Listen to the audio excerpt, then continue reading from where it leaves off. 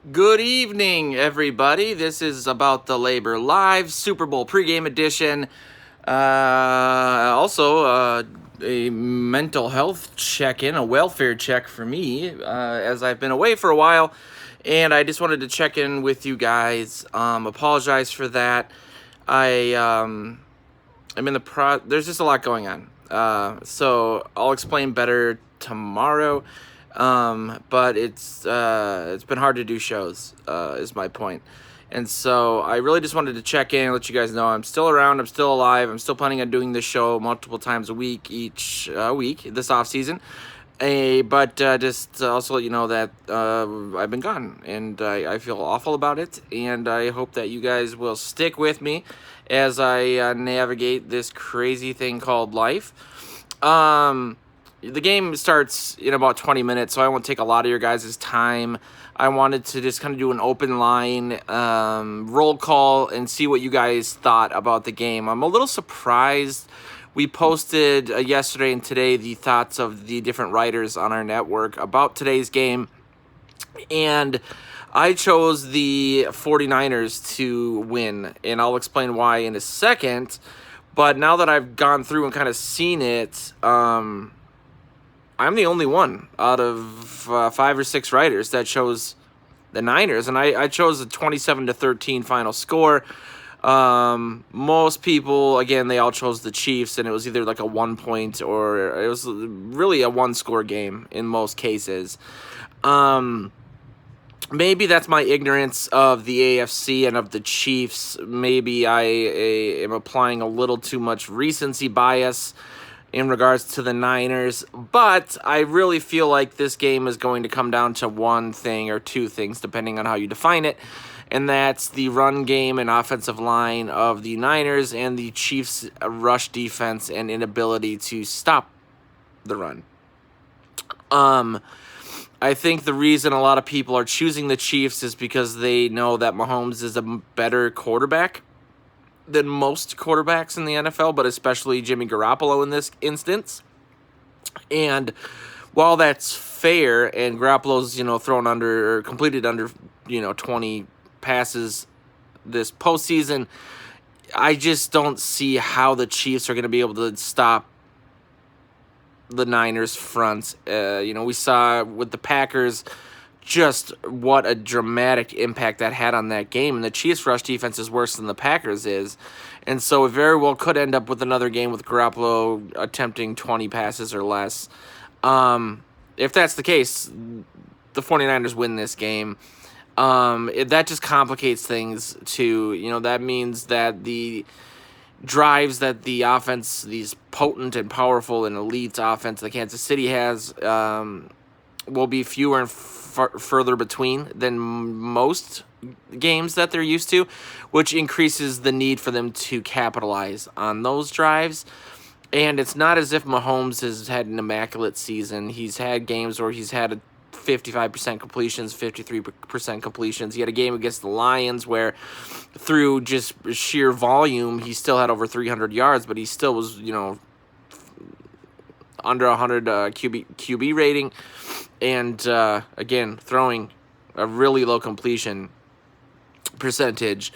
And so I think that when you look at some of those games, there's a 3-game stretch where Mahomes early in the year had an under 100 QB rating, and he also had under 60% completions in those 3 games against teams like the Lions. Again, it's hard to not think that this Niners defense that is playing so dominant and so elite now that Quan Alexander and Dee Ford are back, that they won't be able to successfully do some of the things that were done this season to stop Mahomes.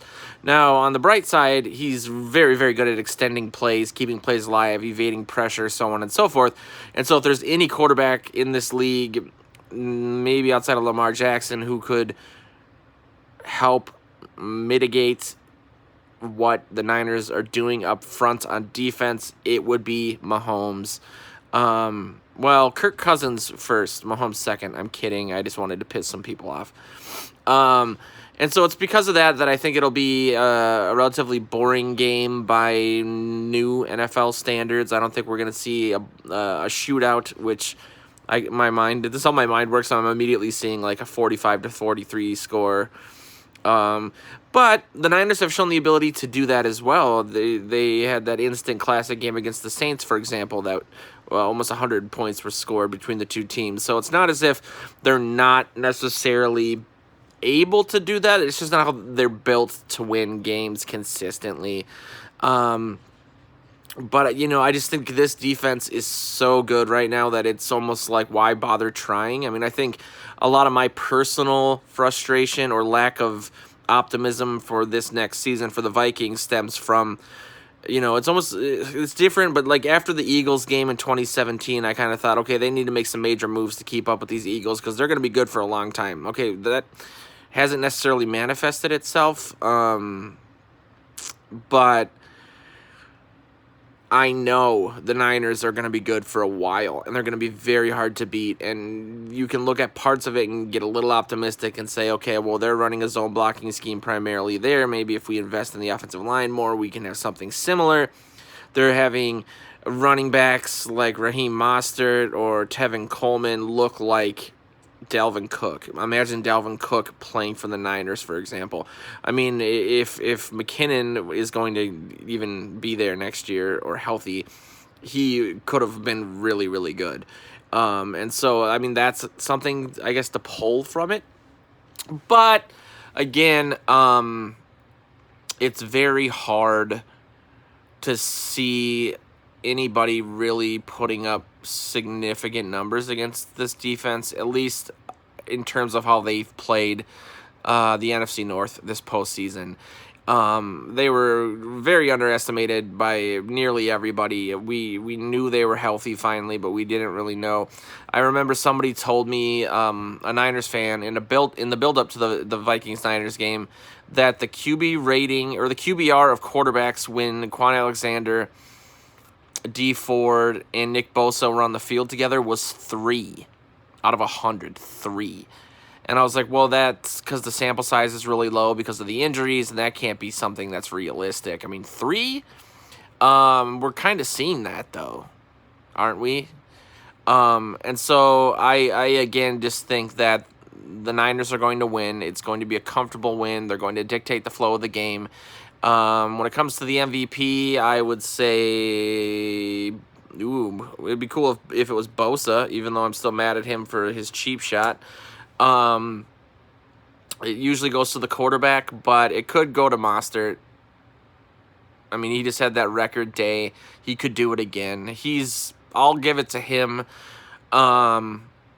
If it ends up being a game like the Saints game, I would say it would either go to Kittle or Kelsey, depending on who wins the game. Or I'm just going to say the quarterbacks, then I'm just naming everybody, so that's not fair. And so, yeah, I'll stick with my prediction, 27 to, what did I say, 13? Yeah, 27-13. Niners, MVP, Raheem Mostert. That beep you just heard is the live chat on both VikingsTerritory.com and PurplePTSD.com. If you guys want to come hang out during the game and live chat it with our writers and some of our community members, that would be cool. You can do it through a guest account. You don't even need to make an account if you don't want to, but that takes 2 seconds, and then that account works for everything. The message board, the user groups, the proto Twitter thing that we have going. I just redid the message board. Aesthetically, it looks really cool. I'm really proud of it, and so I hope you guys stop by there too.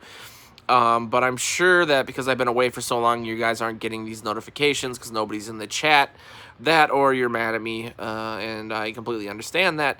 I apologize again, and I'm going to be back starting tomorrow on a regular schedule, and I'll explain a little bit more tomorrow what's going on and where I've been and where I'll be. And so that's a little cliffhanger for those of you that are interested in the musings and day-to-day of a broken 35-year-old Vikings fan.